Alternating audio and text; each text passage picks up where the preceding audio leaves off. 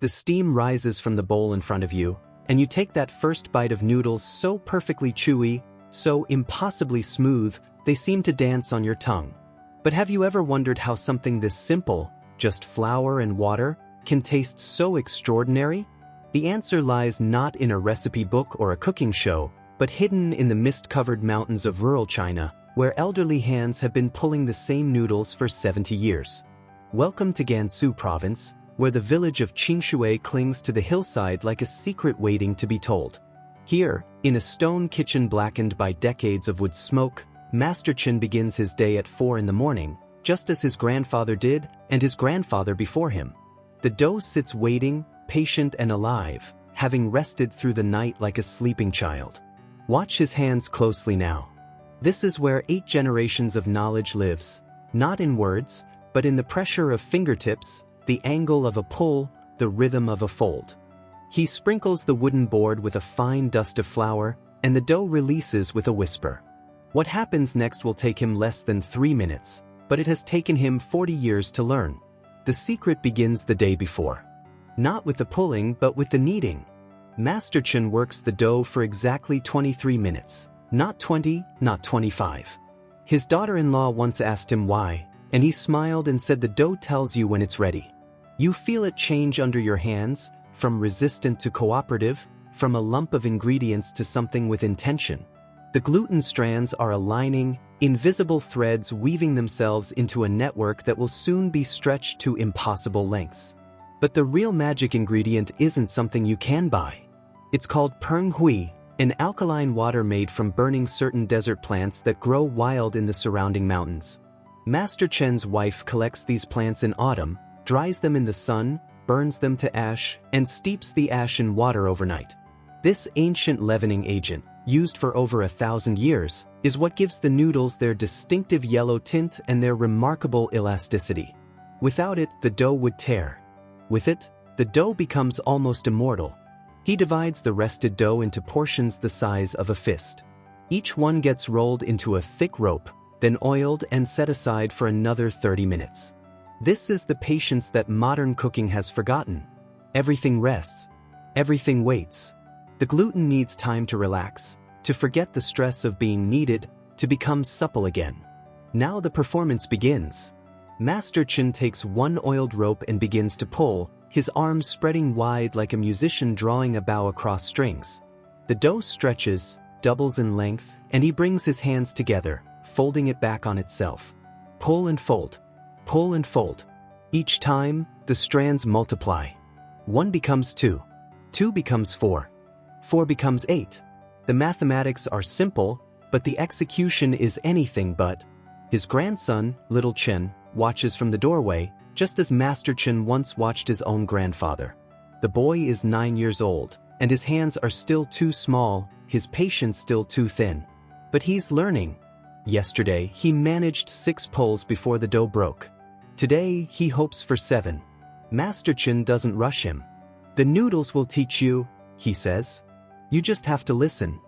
By the 8th pull, the strands are as thin as pencil leads, multiplied into hundreds.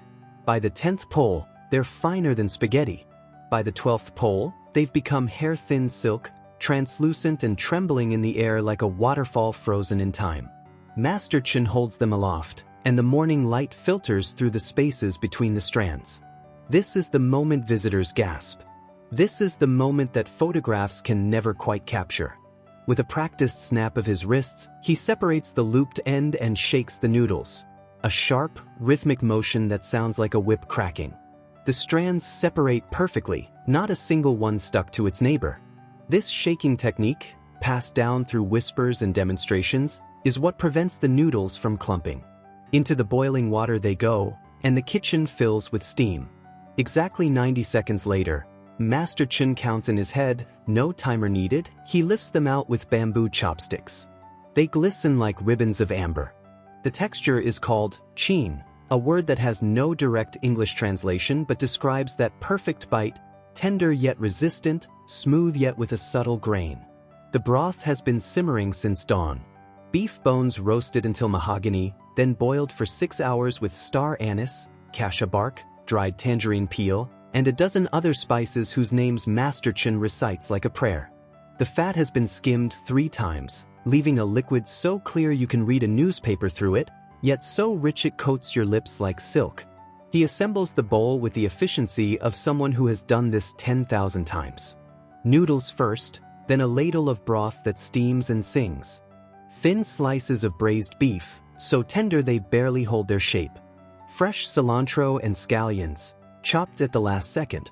A drizzle of chili oil that he makes himself, Sichuan peppercorns bloomed in rapeseed oil until they release their numbing magic. A pinch of white pepper. A whisper of black vinegar. This is not just food. This is memory made edible. This is history you can hold in your hands. The village elders gather around the communal table, the same table they've gathered around for decades. They slurp their noodles with enthusiasm, the sound considered a compliment here, an acknowledgement of satisfaction. Between bites, they tell stories. Old Lu remembers when the village had 200 families instead of 40. Grandmother Wang recalls the year of no rain, when the wheat barely grew, but they still made noodles, thinner than usual, stretched further to feed more mouths. But the tradition is fragile. Little Chen is the only child in the village learning the craft. His cousins have all moved to the cities, Beijing, Shanghai, Guangzhou, where they work in air-conditioned offices and eat microwaved lunches. They come home for Spring Festival and praise their grandmother's noodles, but they don't ask to learn. They don't have time. They don't see the point. Master Chen doesn't judge them. The world has changed, and his children deserve the lives they choose. But sometimes, late at night, he wonders what will happen to these noodles when his hands can no longer make them. Will little Chen remember the 23 minutes of kneading? Will he know where to find the desert plants for Penghui? What makes Master Chen's noodles different isn't just technique. It's intention. It's the fact that he wakes up thinking about dough and goes to sleep thinking about broth. It's the way he adjusts the hydration based on the humidity that day, adds a bit more Penghui if the wheat was particularly soft this season, pulls for an extra fold if the dough feels ready for it. These are decisions made not from a checklist but from a conversation with the ingredients themselves. As the sun climbs higher and the breakfast rush ends, Master Chen cleans his board, wipes down his surfaces, and prepares the dough for tomorrow. This is the cycle. This is the rhythm. Every ending is a beginning.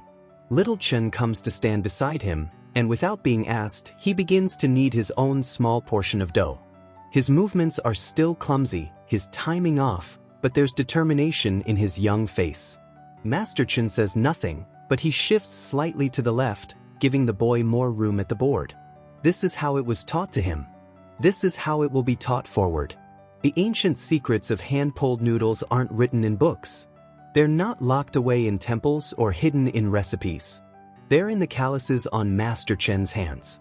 They're in the muscle memory of 10,000 pulls. They're in the understanding that great food isn't about dominance or control, but about partnership, working with the ingredients, listening to what they need, responding to their nature. If this journey into the heart of tradition has stirred something in you, don't let this moment slip away like steam from a noodle bowl. Subscribe to our channel, because next week we're traveling to a remote village where ancient crafts still breathe. Hit that notification bell so you don't miss these vanishing traditions, and share this video with someone who understands that food is culture, history, and connection. These stories survive only when we tell them. The old masters are still here, still working, still teaching, but they won't be forever. See you next week.